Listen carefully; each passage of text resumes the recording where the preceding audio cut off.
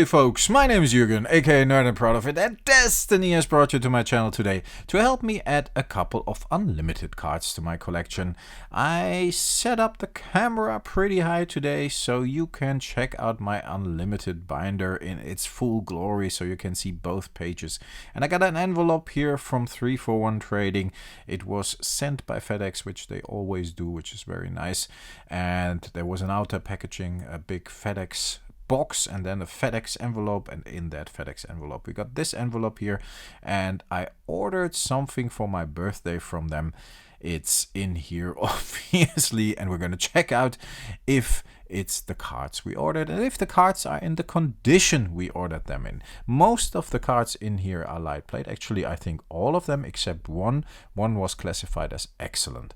And I just went through their unlimited cards, and I always am like, yeah, let's see what they got and let's see what I still need for my unlimited set. And I'm chipping away at the unlimited set slowly this year because I don't have a lot of funds available, but that's okay. Sometimes you have to take it slowly. My budget for this one was $100, and this is quite okay as I had some card market.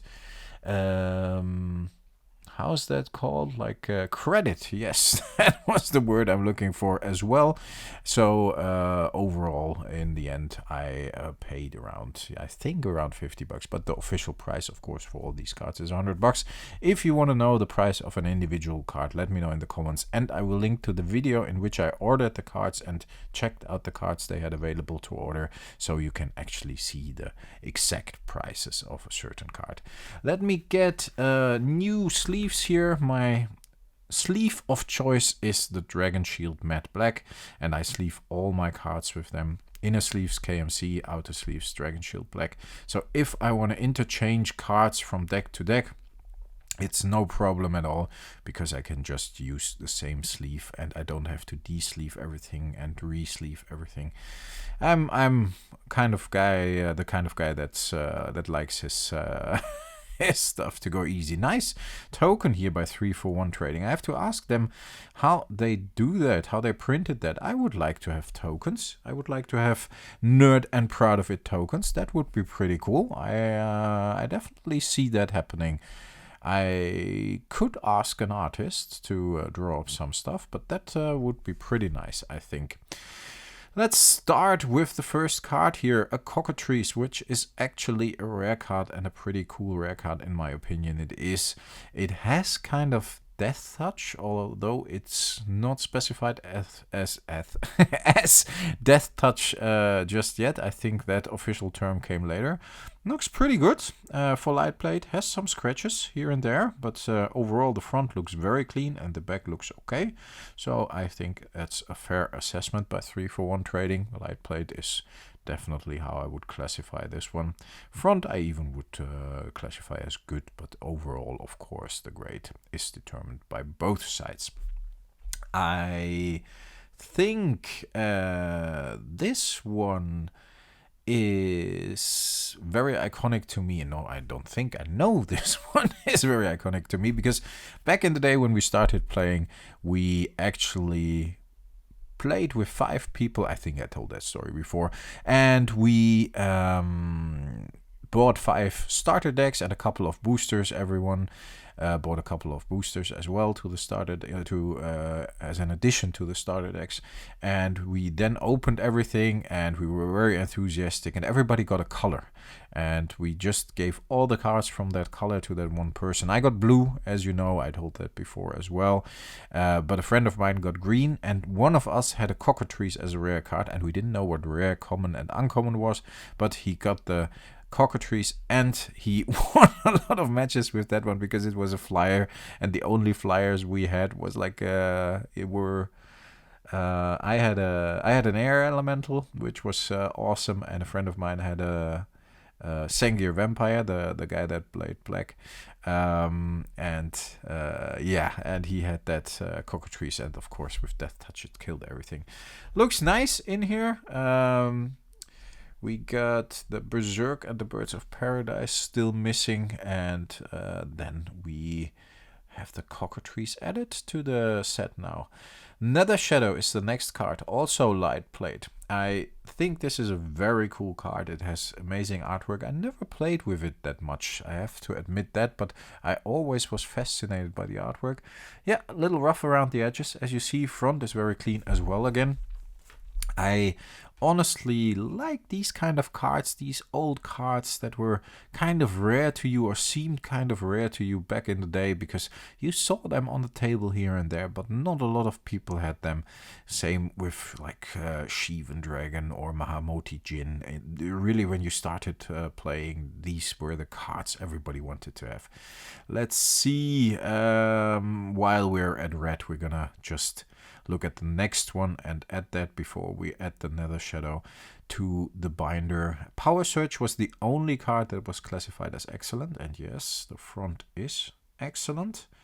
Beautiful artwork by Douglas Schuler. The back has some scratches. For me, that could look a little better when it's classified as excellent. I remember the price of that one. Yeah, it has a nick here as well. That was $30. So for $30, an unlimited Power Surge, in my opinion, sorry 3 for 1. I like you guys, but that one could have probably been classified as like good instead of excellent, I think, and that would have probably saved me around $5. But yeah, all right, fair enough. I'm not gonna whine about it. It is what it is. Yeah, I like my cards to look good. That's just me. Let's see, where does the Power Surge go? We got the cards with R up there. That's the rock, and the rock Hydra, of course, is missing there as well. Let's see. Let's scroll through it a bit. Raging River, Red Elemental Blast. Yeah, it's next to the Orcish Oriflame. That's the Power Surge, and then up there we got the Raging River, Red Elemental Blast, and the Rock Hydra that are still missing. Yeah, very nice. It's actually taking shape. The whole binder is taking shape, and the blank spots are being filled, and of course there's a lot of blank spots still. It's I know, and there are a couple of rare cards that are really expensive that I'm still missing. Even not looking at the Power 9 that are still missing. I missed the Time Twister. Luckily I have the rest, but Nether Shadow, where does it go? Probably next to the Nightmare or something. Let's have a look. Mind Twist, Nether Shadow, Nettling Imp, Nightmare. Yes, it should be here. And then we get the Nettling Imp, and then we get the Nightmare. Nice. Yeah, these kind of cards are cool. Just chip away at those rare cards and see how far we can get. No, not even looking at the Power 9, the Time Twister, I'm still missing cards like Gauntlet of Might. I love that card. I never got around to get it. Not even back in the day. I never did have a Gauntlet. Chaos Orb, of course. What else? Time Vault. All these cards, of course, are really expensive. Control Magic, probably my favorite of this bunch, because I am traditionally, as I just mentioned, a blue player, and that feels a bit like there's something in there, but there's not. Maybe it's the sleeve. And Control Magic I actually played in my deck, and yeah, that was a kind of a highlight for me. Also, condition is light played, and it looks light played. The front is very clean again, as most of the cards here, and the back has some scratches which are clearly visible under the sunlight. But for light played, I think that's fair. And we are gonna add it, and it should be next to the copy artifact, right? Let's have a look. Yes, we got the Brain Gazier, then the Clone, then the Control Magic, copy artifact, counterspell, creature bond. I'm still missing a creature bond. Jesus. Okay, that should not be that difficult to obtain, I hope. Looks awesome. I like the artwork as well a lot. The Control Magic artwork, it looks like a monk, like a monk that is trying to channel his energy and controlling something. This one looks very nice, actually. It has a chip on the side, but the Wall of Swords here looks very nice. Let's add that one because, of course, it is on the same page here next to the White Ward. And that's an uncommon as well. Like I said, I mainly was going for the uncommons this time because I just was in the mood for adding a couple of uncommons. I think I miss more uncommons than rares.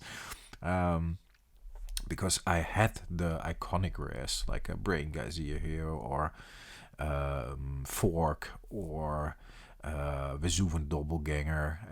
I have the Power 9, so I have a except the Time Twister, of course. So I have a couple of rares, but yeah, that's why the uncommons needed some love this time. Glasses of Urza uncommon as well. Artifacts, most of the artifacts are uncommon and some are rare, of course. I think there isn't a common artifact in the set, if I remember correctly. But I like that one too, and I saw it, and it was like $2, $3, $4. I added it to the shopping cart, and now it's gonna be added to the binder, and we're never gonna have to worry about the Glasses of Urza again. Let's just right away look at the Lure as well, which is the last card. I love the artwork of this one, Anson Maddox's artwork. I think it's really cool that there's like a little dragon there hidden in the apple, and it's actually luring you into attacking or into taking the apple, or however you want to call it. Maybe it's Anson's take on on the story of Adam and Eve that are lured by the snake. Is it a snake? Maybe it's just a little snake. You never know. It's not a dragon. It looks like a dragon. It looks like a dragon snake. But yeah, I imagine it to be a dragon.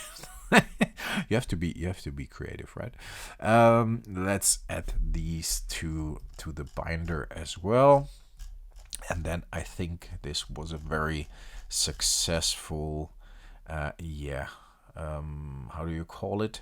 Very successful purchase, because I really like the cards and I like the condition of the cards. And I think it's, let's have a look. It should be like next. Let's see.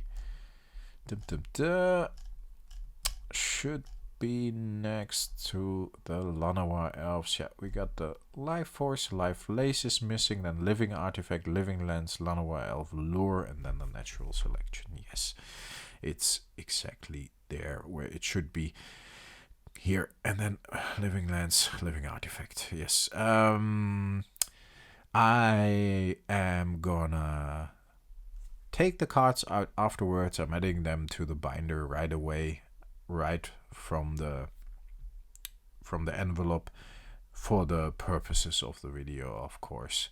And I'm gonna take them out afterwards. I'm gonna check them for inking. I'm gonna check them for authenticity, but I already can see and feel that they are authentic.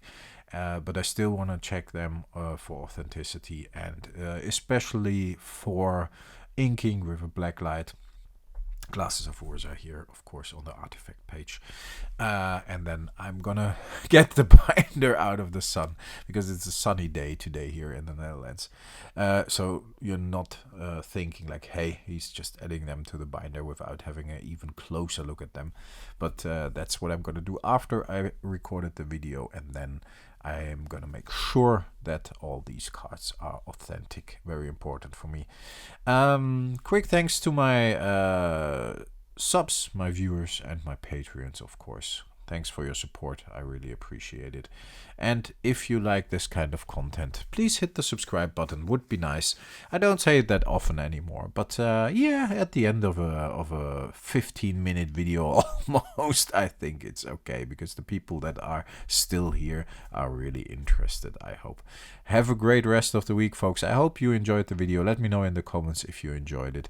Let me know if you have any suggestions for the next blank spots that need to be filled from my my unlimited collection. Yeah, antiquities is always on my mind.